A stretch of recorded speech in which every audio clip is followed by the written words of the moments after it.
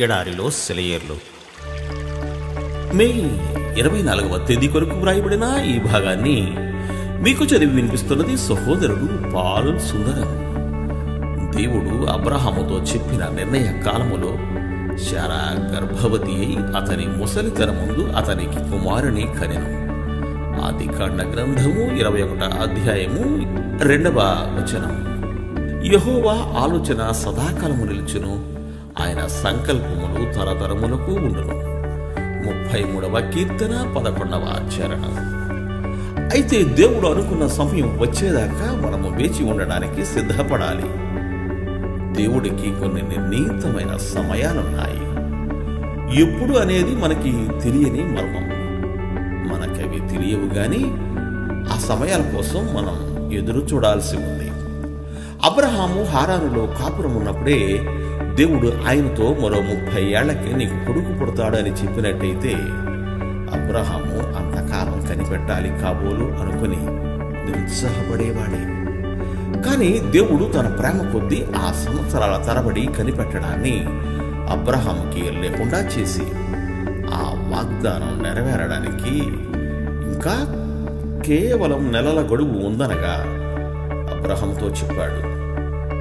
ఈ కాలమాన నిర్ణయ కాలముందు శారాకు కుమారుడు కలుగునని.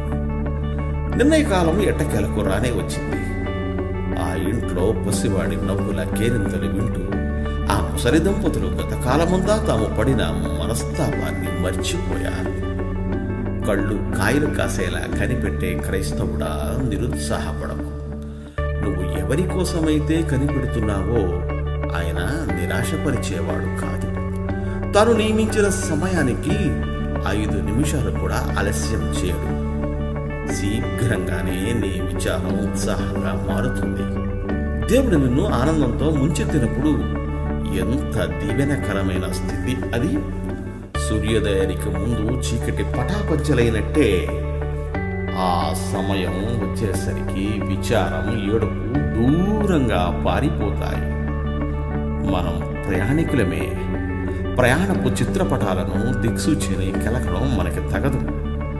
సర్వం తెలిసిన మన పైలట్ ఆ వ్యవహారమంతా చూసుకుంటాడు. కొన్ని పనులు ఒక్క రోజులో అయిపోవు.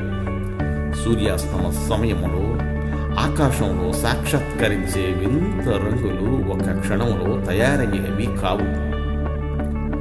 ఒక శుభదినాన బండరాళ్ళు చదును అవుతాయి. ఏ రోజుది ఎవరికి తెలుసు? వెర్రలు విచ్చిన నేల నీరు తాగుతుంది నిండుగా.